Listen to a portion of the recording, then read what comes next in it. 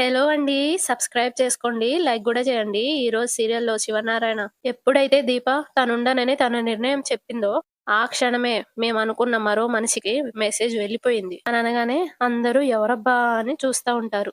జోష్న ఎవరా మనిషి అని అడుగుతది. అక్కడికి శివనారాయణ పీఏ వచ్చి సార్ ఆయనొచ్చారు అని అంటాడు. అప్పుడు శివనారాయణ లోపలికి రమ్మను అని అనేసరికి అలాగే సార్ అని వెళ్తాడు. ఎవరండి ఆయన అని పారు అడుగుతది. అప్పుడు Sivanarayana Joshna group of restaurants కి కొత్త సీఈఓ అని అంటా ఉంటే అటు ఆయన మెట్లెక్కి రావడం చూపిస్తారు. సుమిత్ర దశరథ్‌ని ఎవరా అన్నట్టు సైగ చేస్తది. దశరథ్ ఏమో నాకు తెలియదు అన్నట్టు తలూపుతాడు. అక్కడికి ఆ సీఈఓ రానే వస్తాడు. అందరూ చూసి షాక్ అయితారు. జోష్న మావయ్య అని అనుకుంటది.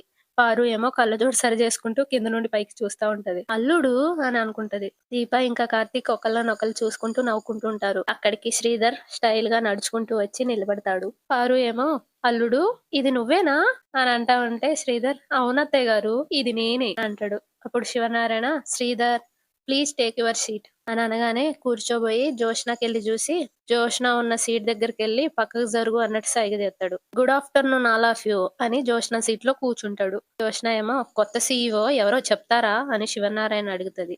అప్పుడు శివనారాయణ ఎదురుగా మనిషిని పెట్టుకొని ఎవరో అని అడుగుతావేంటి జోష్న అని అనగానే జోష్న మనిషి ఉంటే సరిపోతుందా అర్హత ఉండాలి కదా అని అంటది. అప్పుడు కార్తీక్ జోష్న అని అంటాడు. శివనారాయణ కార్తీక్ నువ్వాగు తను మాట్లాడుతుంది నాతో. చూడు జోష్న ఈ సంస్థకి సీఈఓ అవ్వాల్సిన అర్హతలన్నీ శ్రీధర్‌కున్నాయి అంటా ఉంటే జోష్న థాంక్స్ తాత నాకొక క్లారిటీ వచ్చింది. ఈ సంస్థకి సీఈఓ అవ్వాలంటే రెండేసి పెళ్ళిళ్ళు చేసుకొనుండాలన్నమాట అని అనగానే శివనారాయణ జోష్న అని పైకి లేస్తాడు. ఇదే మాట ఇంకెవరైనా అనుంటే సమాధానం నోటితో కాదు చేత్తో చెప్పేవాణ్ణి అని కోపంగా అంటాడు. జోష్న అడిగిన దాంట్లో తప్పేముంది అని అంటది. అప్పుడు శివనారాయణ అలా అడిగే అర్హత నీకుందా? ఇది పర్సనల్ లైఫ్‌ల గురించి డిస్కషన్ చేసే ప్లేస్ కాదు అని కూర్చొని ఒక బిజినెస్ మ్యాన్ గా శ్రీధర్ సక్సెస్ఫుల్ పర్సన్. ఈ రోజు నుండి Sridhar Joshna group of restaurants కి సీఈఓగా ఉంటాడు అని అనంగానే అందరు చప్పట్లు కొడతారు. అలాగే కార్తిక్ ని కూడా ఈ బోర్డ్ కి ఇండిపెండెంట్ డైరెక్టర్ గా నియమిస్తున్నాను అని అనగానే దీప సంతోషంతో చూస్తది. అందరు క్లాప్స్‌లు కొడతారు. కార్తిక్ కూడా అందరికి దండం పెడుతూ చైర్‌లో కూర్చుంటాడు. మాజీ సీఈఓ గారిని వెంటనే రాజీనామా చేయాల్సిందిగా కోరుకుంటున్నాను అని శివనారాయణ ప్రభాకర్ అని పిలవగానే అతనొచ్చి ఫైల్ తీసుకొచ్చి దీని మీద సైన్ చేయండి మేడం అని జోష్నని అడుగుతాడు. జోష్న ముందే అన్ని రెడీ చేశారన్నమాట అని సీరియస్ గా అనుకుంటూ సంతకం పెడతది. పారు ఏమో తనలో తాను ముసలోడు ఏం దెబ్బ కొట్టాడు అని అనుకుంటూ ఉంటది. శివనారాయణ ఏమో శ్రీధర్‌ని కొత్త సీఈఓగా అపాయింట్మెంట్ చేయాల్సిన అన్ని పేపర్లు రెడీ చేయండి అని పీఏని అంటాడు.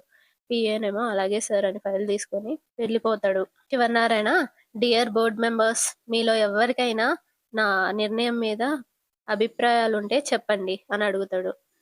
అప్పుడు భరణి అనే అతను ఏమీ లేవు సార్. శ్రీధర్ గారు కార్తీక్ వాళ్ళ ఫాదరే కదా. పైగా కార్తీక్ సార్ కూడా మనతోనే ఉన్నారు. ఏ అభ్యంతరము లేదు సార్ అని అంటా ఉంటే శివనారాయణ మళ్ళీ మనం 2 డేస్ లో మీటింగ్ పెట్టుకుందాం. కొత్త సీఈఓ పర్యవేక్షణలో సంస్థ అభివృద్ధి గురించి, నూతన ప్రణాళికల గురించి మాట్లాడుకోవాలి అని అనగానే భరణి అలాగే సార్ మేము బయలుదేరతాం అని అంటారు. శివనారాయణ అని దండం పెడతాడు. వాళ్ళందరూ లేసి శ్రీధర్‌తో కంగ్రాచులేషన్స్ సార్ అని అంటా ఉంటారు. థ్యాంక్ యూ అని నవ్వుతాడు శ్రీధర్. కార్తిక్ కూడా లేచి కంగ్రాట్స్ మాస్టరు అని షేక్ హ్యాండ్ ఇస్తే థ్యాంక్స్ రా అని అంటాడు. దీప కూడా కంగ్రాచులేషన్స్ మావయ్య గారు అని అంటది. థ్యాంక్ యూ దీప అని అంటాడు. కంగ్రాట్స్ బావా అని దశరథ్ అంటే థ్యాంక్ యూ బావా అంటాడు. సుమిత్ర కూడా కంగ్రాచులేషన్స్ అన్నయ్య అంటది. థ్యాంక్ యూ అమ్మా అంటాడు. సుమిత్ర పారుతో మనం బయలుదేరుదాం అత్తయ్య గారు అని అంటది. వెంటనే కార్తీక్ దీప నువ్వు కూడా అత్తతో వెళ్ళిపో అని అంటాడు. సుమిత్ర జోష్న వెళ్దామా అని అంటది. అప్పుడు జోష్న ఇక్కడ నా అవసరం ఎవరికి లేదులే మమ్మీ అని సీరియస్ గా అనేసి అక్కడి నుండి వెళ్ళిపోతుంది. సుమిత్ర ఏమో లేచి ఏయ్ జోష్న జోష్న ఏయ్ అని లేచి అంటా ఉంటే దశరథ్ ఏమో సుమిత్ర నువ్వు వెళ్ళు అని అంటాడు. జోష్న వెనకాలే వెళ్తది. కార్తిక్ ఏమో దీప నువ్వు వెళ్ళు అని అంటాడు. దీప కూడా వెళ్తది. పారిజాతం కూడా వెళ్తది. వాళ్ళు వెళ్ళిపోయాక శివనారాయణ బయలుదేరుతూ పారిజాతం తెచ్చిన కత్తిని చూస్తాడు. అది కింద పడిపోయి ఉంటది. కార్తీక్ అని పిలుస్తాడు. కార్తీక్ దగ్గరికెళ్ళి ఏంటి సార్ అని అంటాడు. దాన్ని తీరా అని కత్తిని చూపిస్తాడు. కార్తీక్ వెళ్ళి కత్తిని తీస్తాడు. శివనారాయణ దాన్ని జాగ్రత్తగా పెట్టు అని అంటాడు. కార్తీక్ తాత అని అనగానే శివనారాయణ నువ్వేం చెప్పాలి అనుకుంటున్నావో నాకు అర్థమైంది. తరువాత మాట్లాడుకుందాం. నీ దగ్గర పెట్టుకో. అటు దశరథ్ శ్రీధర్‌తో మాట్లాడుతూ ఇటు చూసి ఏంటి నాన్న అది అని అడుగుతాడు. అప్పుడు కార్తీక్ దాన్ని వెనకాల దాచేస్తాడు. ఏం లేదు మావయ్య అని అంటాడు. శివనారాయణ శ్రీధర్ పద అని అనంగానే ఎక్కడికి మావయ్య అని అడుగుతాడు. నువ్వు ఇప్పుడు సీఈఓ. నువ్వు ఉండాల్సిన స్థానం వేరు అని అక్కడ నుండి అందరు వెళ్తారు. సీఈఓ ఛాంబర్‌కి వెళ్తారు. రా కూర్చో శ్రీధర్ అని చైర్‌లో కూర్చోబెడతాడు శ్రీధర్‌ని శివనారాయణ. శ్రీధర్ కూర్చుంటాడు. ఈ రోజు నుండి ఇదే నీ స్థానం అని అంటాడు శివనారాయణ. శ్రీధర్ ఏమో థ్యాంక్స్ మావయ్య. నాకు ఎలా రియాక్ట్ అవ్వాలో అర్థం కావడం లేదు. ఏం అర్హత ఉందని నాకు ఇంత పెద్ద బాధ్యత ఇచ్చారు మావయ్య గారు అని అంటా ఉంటే శివనారాయణ నువ్వు కార్తీక్ తండ్రివి. అదే నీకున్న అర్హత అని అనగానే శ్రీధర్ మావయ్య గారు మీరేమి అనుకోనంటే మీకో మాట చెప్పాలి అని అంటాడు. అప్పుడు శివనారాయణ చెప్పు శ్రీధర్ అని అనగానే జోష్న కూడా ఈ కంపెనీలో ఉండాలి. అది బోర్డ్ మెంబర్ గానా లేదా వేరే ఏదైనా స్థానంలో అన్నది మీ ఇష్టం. కానీ జోష్న ఈ కంపెనీలో ఉండాలి అని అంటాడు. అప్పుడు దశరథ్ ఎందుకు బావా అని అడుగుతాడు. మాజీ సీఈఓ కదా, పైగా ఫ్యామిలీ మెంబర్, కంపెనీలో ఉంటే మంచిది అని అనగానే శివనారాయణ అయితే నువ్వే వచ్చి చెప్పు శ్రీధర్ అని అంటాడు. అప్పుడు శ్రీధర్ అలాగే మావయ్య గారు అని అంటారు. శివనారాయణ పిఏ వచ్చి సార్ ఫైల్ రెడీ సార్ అని శివనారాయణకి ఇస్తాడు. ఆయన తీసుకొని శ్రీధర్ ఇక్కడ సంతకం పెట్టు అని అనగానే శ్రీధర్ సంతకం పెడతాడు. అయిపోయాక కార్తీక్ నువ్వు కూడా అని ఫైల్ ఇస్తాడు. కార్తీక్ ఏమో నేను అని అంటా ఉంటే పెట్టు ఇంకేం మాట్లాడుకో అని అనేసరికి కార్తీక్ కూడా తీసుకొని సంతకం పెడతాడు. కార్తీక్ మీ నాన్నతో నువ్వేమన్నా మాట్లాడాలి అనుకుంటే మాట్లాడిరా, మేము కార్ దగ్గర వెయిట్ చేస్తూ ఉంటాం అని అంటాడు. అప్పుడు కార్తీక్ అలాగే తాత అనగానే Sivanarayana all the best Sridhar అని అనేసి వెళ్ళిపోతాడు. థ్యాంక్ యూ మామయ్య గారు అంటాడు. దశరథ కూడా ఆల్ ది బెస్ట్ బావా అని అంటే థ్యాంక్ యూ బావా అని అంటాడు. ఇక ఇద్దరు వెళ్ళిపోయాక కార్తీక్ ఏంటి మాస్టరు హ్యాపీయా అని అడుగుతాడు. శ్రీధర్ లేచి కార్తీక్ ని కౌగిలించుకొని గర్వంగా ఫీల్ అవుతూ ఉంటాడు. అప్పుడు కార్తీక్ నువ్వు సాధించావు మాస్టరు అని అనగానే శ్రీధర్ ఏమో నేనేం సాధించలేదు, ఇదంతా నువ్విచ్చిందే. మీ తాతయ్య ఏమన్నాడో విన్నావు కదా, నాకు అర్హత ఏంటి అంటే నువ్వు కార్తీక్ తండ్రివి అని అన్నాడు. అదే నా గౌరవం, అదే నా గుర్తింపు అని అంటా ఉంటే కార్తీక్ కాదు మాస్టర్ నీలో మార్పే దీనంతటికీ కారణం అని అంటాడు. అప్పుడు శ్రీధర్ నువ్వేం చెప్పినా నేను విననురా. ఈ రోజు నేను గెలిచాను, నా కొడుకు నన్ను గెలిపించాడు. నేను తన కూతుర్ని అన్యాయం చేశానని కొట్టి నన్ను బయటికి గెంటేశారు మా మావయ్య గారు అని అనగానే గతంలో జరిగింది సీన్ చూపిస్తారు. ఇప్పుడు అదే మనిషి నాకొక విలువైన స్థానాన్ని ఇచ్చి ఆ స్థానంలో తన చేతులతో నన్ను కూర్చోబెట్టాడు. నాలో మార్పే దీనంతటికీ కారణం అయితే ఆ మార్పుకి కారణం నువ్వేరా. ఇది ఒక కొడుకుని గెలిపించిన తండ్రి కథ కాదు, ఒక తండ్రిని గెలిపించిన కొడుకు కథ, ఒక ఆదర్శవంతంగా వెలిగిపోయిన కొడుకు కథ అని అంటా ఉంటే కార్తికేమో నేనేం చేయలేదు మాస్టారు అని అంటాడు. అప్పుడు వాళ్ళ నాన్న అవునరా నువ్వేం చేయలేదు, తల్లికి అన్యాయం చేసినందుకు తండ్రిని కొట్టాలి అని నువ్వు కొట్టలేదు, జీవితంలో నా ముఖం చూడకూడదు కానీ నువ్వు అలా చేయలేదు. నా మీద పగని పెంచుకుంటావు అనుకున్నాను, కానీ నువ్వు ప్రేమని పెంచుకున్నావు కదరా. నీ కోసం కాకపోతే నీ తాత నాకు ఈ అధికారం కట్టబెట్టేవాడా, నన్ను ప్రేమగా దగ్గరికి చేరదీసేవాడా. శ్రీధర్ అనేవాడు లేడ్రా, ఉన్నది ఒక్కడే, వాడు కార్తీక్ తండ్రి. తండ్రిని మించి ఎదిగిన కొడుకురా నువ్వు. తండ్రి చేతే జీవిత పాఠాలను దిద్దించిన కొడుకువి నువ్వు. తల కొరివి పెడితేనే తండ్రి రుణం తీరుతుంది అంటారు, కానీ నీ రుణం తీరిపోయిందిరా. ఏ తండ్రైనా కొడుక్కి ఒక కుటుంబాన్ని ఇస్తాడు, కానీ నా కొడుకు నాకే ఒక కుటుంబాన్ని ఇచ్చాడు. నేను పోగొట్టుకున్న కుటుంబాన్ని తిరిగి నాకు మళ్ళీ ఇచ్చాడు. నువ్వు నా కొడుకువి కాకపోయి ఉండుంటే చిన్నవాడివైనా సరే నీ కాళ్ళు పట్టుకునేవాణ్ణి అని చేయబట్టుకొని అంటాడు. అప్పుడు కార్తీక్ మాస్టారు నువ్వు అలా మాట్లాడుకు, ఏ కొడుకుకైనా తండ్రి దైవంతో సమానం, నాకు నువ్వు అంతే. నేను ఎక్కడి నుండి వచ్చాను, నువ్వు పంచిన ప్రాణం కాదా ఇది. నువ్వు అద్దంలో చూసుకుంటే నీకు నేను కనపడతానో లేదో కానీ నేను అద్దంలో చూసుకుంటే మాత్రం నాకు నువ్వే కనబడతావు.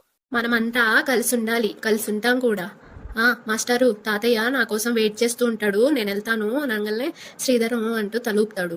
మళ్ళీ కార్తీక్ మాస్టరు నువ్వు ఒకసారి ప్రభాకర్ గారిని కలిసి మన కంపెనీ కరెంట్ స్టేటస్ ఏంటి, ఏ స్థాయిలో నష్టం ఉంది ఆ వివరాలన్నీ తెలుసుకో అని అనగానే శ్రీధర్ అలాగే రా అని అంటాడు.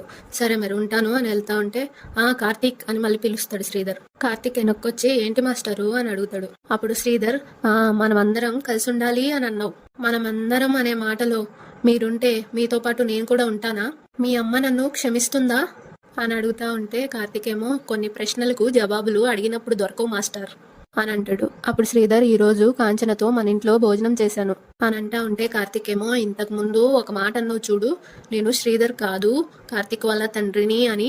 నువ్వే కాదు మాస్టరు, అమ్మ కూడా అలాగే అనుకుంటుంది అని అనేసి అక్కడి నుండి వెళ్ళిపోతాడు. శ్రీధర్ ఏమో తనలో తాను, నా తల్లి నిన్ను భర్తగా అంగీకరించదని చాలా బాగా చెప్పావురా, కానీ నేనే క్షమిస్తుందేమో అన్న చిన్న ఆశతో ఎదురు చూస్తున్నాను అని అనుకుంటూ ఉంటాడు.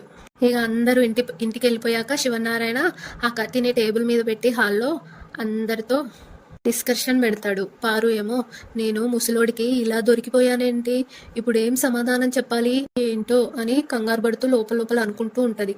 శివనారాయణ, ఏంటి పారిజాతం, సమాధానం చెప్పు, నువ్వు దీన్ని ఏ ఉద్దేశంతో ఆఫీస్కి పట్టుకొచ్చావు అని అంటా ఉంటే కార్తిక్ ఏమో పారు చెవి దగ్గరికి వెళ్ళి, మమ్మల్ని వేసేద్దామని పట్టుకొచ్చావు కదా అని అంటాడు.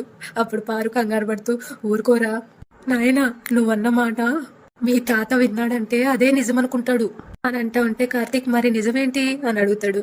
పారు ఏమో అది అని అనేలోపు శివనారాయణ, నేను అడుగుతుంటే సమాధానం చెప్పకుండా మీ గుసగుసలేంటి అని సీరియస్ గా అంటాడు.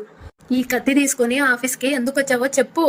వెంటనే పారిజాతం, కత్తి అని పిలిచి దాని విలువ పెంచాల్సిన అవసరం లేదండి, అది చిన్న చాకు అని అంటది. శివనారాయణ ఏమో, ఏదో ఒకటి, దాన్ని ఎందుకు తీసుకొచ్చావో చెప్పు అని అనగానే పారు, ఫ్రూట్స్ కట్ చేసుకోవడానికి అని అంటది. అప్పుడు కార్తీక్, అవునా అని వెటకారంగా అంటూ, మరి ఫ్రూట్స్ వేయి పారు అని అడుగుతాడు. వెంటనే పారిజాతం, అవి ఇంటి దగ్గర మర్చిపోయాను అని అంటది. అప్పుడు కార్తీక్, ఇది మాత్రం నిజం సార్, మనం నమ్మాల్సిందే, ఫ్రూట్స్ కట్ చేసుకోవడానికి వంటగదిలో ఉన్న కత్తి ఆఫీస్ దాకా వచ్చింది, కానీ ఫ్రిడ్జ్లో ఉన్న ఫ్రూట్స్ మాత్రం మర్చిపోయారు అని ఆ కత్తి మీద కర్చీఫ్ వేసి దాన్ని తీసుకుంటాడు. పారు ఏమో, వరే వదిలేరా, నేను ఫ్రూట్స్ కట్ చేయడానికే తీసుకొచ్చాను అని బతిమాలుకుంటూ అంటది. అప్పుడు కార్తీక్, కానీ చూసేవాళ్ళు అలా అనుకోరు పారు, అకార్డింగ్ టు ఇండియన్ పీనట్ కోళ్ళ సెక్షన్లు దీని గురించి ఏం చెప్తున్నాయి అంటే అని అంటా ఉంటే పారిజాతం ఆ కత్తి తీసుకొని, ఇవేం చెప్పవురా, అన్నీ నువ్వే చెప్తున్నావు, మీ చేత కత్తి అని పిలువబడే ఈ చిన్న వస్తువు గురించి నేనేం చెప్తున్నాను అంటే అని అంటా ఉంటే అక్కడికి జోష్న వచ్చి ఆ కత్తి తీసుకొని పక్కకు పడేసి, ఇక్కడ జీవితాలు తలకిందులు అవుతున్నాయి అంటే మీరు కత్తి సుత్తి అని పంచాయతీలు పెడతారా.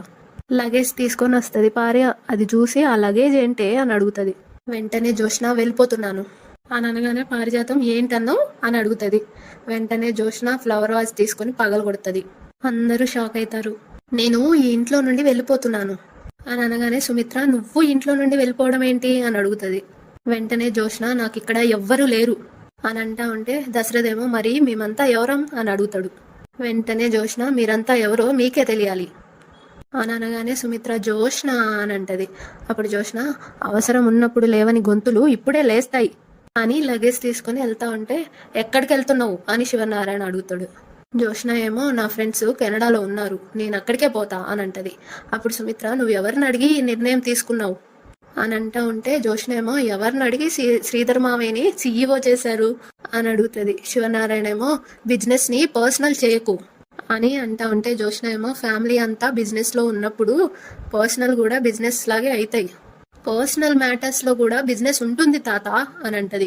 అప్పుడు శివనారాయణ, నాకు నీ అంత అనుభవము వయసు లేదు కదా, అందుకే ఏదో ఒకటి మాట్లాడుతున్నాను అని అంటాడు. వెంటనే దశరథ, నాన్న అని అనేసరికి, నీ కూతురు నాకు పాఠాలు నేర్పుతుందిరా అని అంటూ ఉంటే జోష్నేమో, మీరు నాకు గుణపాఠాలు నేర్పించారు కదా అని అంటది. అప్పుడు సుమిత్ర, పెద్దవాళ్ల నిర్ణయాల్ని పిల్లలు గౌరవించాలి అని అంటూ ఉంటే జోష్న, పిల్లల మనసుల్ని కూడా పెద్దవాళ్ళు అర్థం చేసుకోవాలి అని అంటది. అప్పుడు దశరథ్, అలాగని అడిగిన ప్రతిదీ ఇవ్వలేరు కదా అని అనేసరికి జోష్నేమో, ఇచ్చిన దాన్ని కూడా లాక్కున్నారు కదా అని అంటది. అప్పుడు దశరథ, అది నీ చేతగానితనం, నీకు అవకాశం ఇచ్చినప్పుడు నువ్వెందుకు నిరూపించుకోలేకపోయావు అని అంటూ ఉంటే జోష్నేమో, మనకు నచ్చిన మనిషి తప్పు చేస్తూ ఉంటే సరిదిద్దుకునే అవకాశం ఇస్తాం, అదే నచ్చని మనిషి అయితే ఎప్పుడు తప్పు చేస్తారా అని ఎదురు చూస్తాం, మీరు చేసింది అదే అని అంటది. అప్పుడు దశరథ్, నువ్వేమన్నా మాకు శత్రువా అని అంటా ఉంటే జోష్న, అలాగే చూశారు, అలాగే మాట్లాడారు, ఒకప్పుడు ఈ ఇంట్లో నాకేం కావాలని అడగడానికి నలుగురుండేవాళ్ళు, ఇప్పుడు నాకు ఇది కావాలని అడిగినా ఇచ్చేవాళ్ళు ఎవరూ లేరు, నా ఇంటి వారసురాలు ఎవ్వరి ముందు తల దించుకోకూడదు అన్న తాత ఈ రోజు నన్ను మెడ పట్టుకొని బయటికి గెంటేశాడు అని అంటది. అప్పుడు శివనారాయణ, నేను నిన్ను గెంటేశానా అని అడుగుతాడు. అప్పుడు జోష్న, నువ్వు చేసింది అంతకు మించిన అవమానం తాత. సీఈఓగా నేనుంటాను అంటే కాదని బావకిచ్చావు, కానీ మీరనుకున్నది జరగలేదు. దీపకి ఇవ్వడానికి సిద్ధపడ్డారు, గెలిపించారు, కానీ తీసుకుందా? నా భర్తని అవమానించిన స్థానం నాకొద్దు అని మిగిలిపోయిన కర్రీస్ని డస్ట్బిన్లో పడేసినట్టు సీఈఓ పోస్ట్ని పక్కకు పడేసిపోయింది. ఈసారి ఎవరొస్తారా అని అనుకుంటే ఇంటి అల్లుణ్ణి పిలిచి ఆ పోస్ట్లో కూర్చోబెట్టారు. అడిగే హక్కు లేదు, ప్రశ్నించే హక్కు లేదు. ఈ ఇంటి పని మనిషికి ఉన్న విలువ కూడా నాకు ఈ ఇంట్లో లేనప్పుడు నేనెందుకు ఉండాలి? వీళ్ళందరి ముందు తలదించుకొని నేనెందుకు బతకాలి? నాతో ఎవరున్నారు, నా కోసం ఎవరున్నారు అని చూస్తే ఎవ్వరూ లేరు అని అంటా ఉంటే దశరథేమో, మేమంతా నీకు లేమా అని అడుగుతాడు. అప్పుడు జోష్న, నువ్వు నాకు ఓటేసావా, దీపకు ఓటేసావా అని అడుగుతుంది. కన్న తండ్రివి నువ్వే నన్ను గెలిపించకపోతే ఇంకెవ్వరు గెలిపిస్తారు అని అంటా ఉంటే దశరథేమో, వ్యాపారాన్ని వ్యక్తిగతాన్ని వేరు చేసి చూడాలని నాన్న ఎప్పుడో చెప్పాడు అని అంటా ఉంటే జోష్న, అందుకే తాత కూడా నాకు ఓటేయలేదు అని అంటది. అప్పుడు శివనారాయణ, నేనెవరికీ వేయలేదు అని అంటాడు. వెంటనే జోష్న, వేయాల్సి వస్తే కనుక నీ ఓటు ఎవరికి వేసేవాడివి, నాకా దీపకా? చెప్పు తాత, మా ఇద్దరిలో నువ్వు ఎవరికి ఓటేసేవాడివి అని అంటా ఉంటే శివనారాయణేమో, నిన్ను గెలిపించాలని నేను ఓటేసినా నా ఓటు ఓడిపోతుందని నాకు తెలుసు అని అనగానే జోష్న, అన్నీ నీకు తెలుసు తాత, నాకే ఏమీ తెలియదు. అందుకే నేను ఈ దేశాన్ని వదిలి దూరంగా పోవాలని అనుకుంటున్నాను అని అంటా ఉంటే కార్తిక్ ఏమో, నువ్వెక్కడికి వెళ్లాల్సిన అవసరం లేదు మేడం అని అంటాడు. అప్పుడు జోష్న, ఉండాల్సిన అవసరం కూడా లేదు బావా. ఈ రోజు మీ నాన్నకి సీఈఓ పోస్ట్ ఇచ్చినట్టే రేపు నీకు ఎండి పోస్ట్ ఇస్తారు. ఆ తర్వాత దీపని చైర్మన్ని చేస్తారు. ఇక్కడే ఉండి ఈ ఘోరాలన్నీ నేను చూడలేను అని అంటా ఉంటే పారు ఏమో బాధతో జోష్న అని అంటది. అప్పుడు జోష్న, గ్రాణి నువ్వేమీ చెప్పొద్దు, నన్నెవరూ ఆపొద్దు అని అంటది. అప్పుడు పారు తనలో తాను, ఇది నాటకం ఆడుతుందా నిజంగానే అంటుందా అని అనుకుంటూ ఉంటది. జోష్నేమో, నన్ను వద్దనుకున్న మనుషుల మధ్య నాకు ఉండాల్సిన అవసరం లేదు, నేను పోతాను అని వెళ్తా ఉంటే అక్కడికి శ్రీధర్ వచ్చి, ఎక్కడికి వెళ్తున్నావు మేనకోడలా అని అడుగుతాడు. అప్పుడు జోష్న, రండి కొత్త సీఈఓ గారు, మీకు స్వాగత సత్కారాలు చేయడానికి ఈ ఇంటి మనుషులు మీకు రెడ్ కార్పెట్ వేసి సిద్ధంగా ఉన్నారు అని అంటా ఉంటే కార్తిక్ ఏమో, నువ్వు నా తండ్రిని విమర్శించాల్సిన అవసరం లేదు అని అంటాడు. అప్పుడు జోష్న, ఇది విమర్శ కాదు బావా, ప్రశంస, మీ నాన్న సాధించిన విజయానికి గుర్తింపు అని అంటా ఉంటే శ్రీధర్ ఏమో, గుర్తింపులు గౌరవాలు నేనేం కోరుకోవట్లేదు మేనకోడలా, నాకు మీ ప్రేమ కావాలి, మీతో ఉండే అవకాశం కావాలి, అదే నేను కోరుకున్నాను అని అంటా ఉంటే అంతటితో ఈరోజు ఎపిసోడ్ అయిపోతుంది. ఫైనల్లీ అందరు ఎదురు చూసిన సీఈఓ శ్రీధర్ అన్నమాట. సబ్స్క్రైబ్ చేసుకోవచ్చు కదా, 1000కి దగ్గరలో ఉన్నాను.